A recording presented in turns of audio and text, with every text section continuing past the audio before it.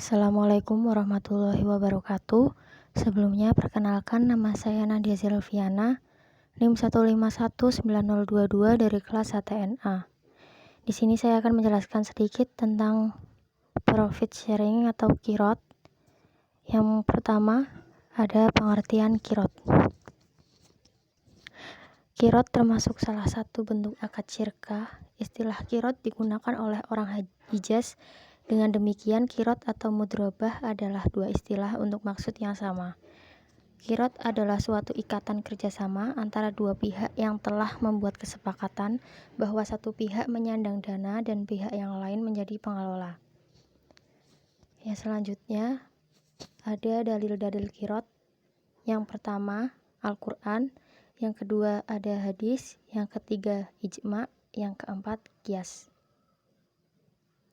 Di Al-Quran terdapat pada surat Al-Muzammil ayat 20, Quran surat Al-Jumu'ah ayat 10, dan dalam surat Al-Baqarah ayat 198. Di dalam hadis, ada hadis yang diriwayatkan oleh Ibnu Majah.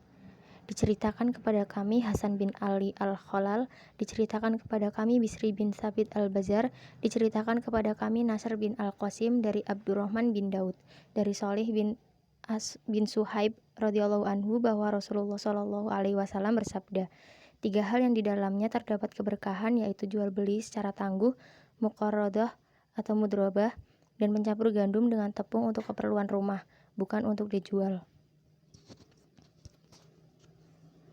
Yang selanjutnya ada hadis yang diriwayatkan oleh Daruqutni.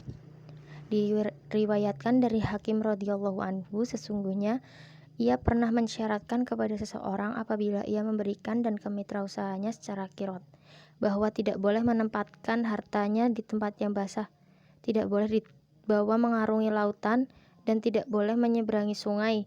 Maka jika mitranya tersebut berbuat sesuatu dari yang dilarang tadi, maka mitranya itu yang bertanggung jawab atas harta beliau tersebut.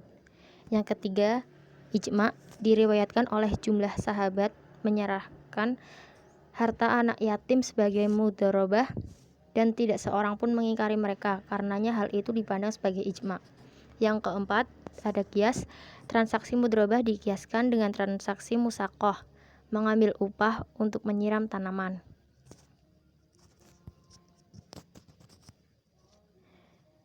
Yang selanjutnya ada syarat dan rukun kirot. Syarat kirot yang pertama, modal hendaknya berupa uang legal. Yang kedua, pengelola tidak boleh dipersulit dalam melaksanakan jual beli. Yang ketiga, laba dibagi bersama antara pengusaha dengan pemilik modal. Yang keempat, pembagian laba hendaknya sudah ditentukan dari akad.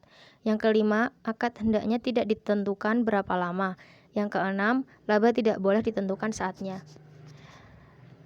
Rukun kirot.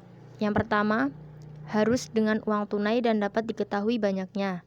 Yang kedua, pekerjaan dengan syarat tidak boleh dibatasi dengan tempat, waktu, dan barang-barang yang harus diperdagangkan. Yang ketiga, keuntungan, dengan syarat pada akad supaya ditentukan bagian masing-masing dari keuntungan yang akan diperoleh. Yang keempat, orang yang bermodal dan yang menjalankan dengan syarat balik, berakal, dan merdeka. Yang selanjutnya ada hukum kirot fasid. 1. Pemilik modal memberikan syarat kepada pengusaha dalam membeli, menjual, memberi, atau mengambil barang. Yang kedua, pemilik modal mengharuskan pengusaha untuk bermusyawarah sehingga pengusaha tidak bekerja kecuali atas izinnya. Yang kedua ada kirot terikat. Hukum yang terdapat dalam kirot terikat sama dengan ketetapan yang ada pada kirot mutlak. Namun ada beberapa pengecualian, antara lain 1. Penentuan tempat, yang kedua penentuan orang, yang ketiga penentuan waktu. Hukum kirot sahih. 1. Tanggung jawab pengusaha. Ulama fikih telah sepakat bahwa pengusaha bertanggung jawab atas modal yang ada di tangannya, yaitu sebagai titipan hal ini, karena kepemilikan modal tersebut atas seizin pemiliknya. Yang kedua, tasarruf pengusaha. Hukum tentang tasarruf pengusaha berbeda-beda tergantung pada kirot mutlak dan terikat. Yang terakhir ada kirot mutlak. Menurut ulama Hanafiyah, jika qirot mutlak, maka pengusaha berhak untuk beraktivitas dengan modal tersebut yang menjurus kepada pendapatan laba serta seperti jual beli.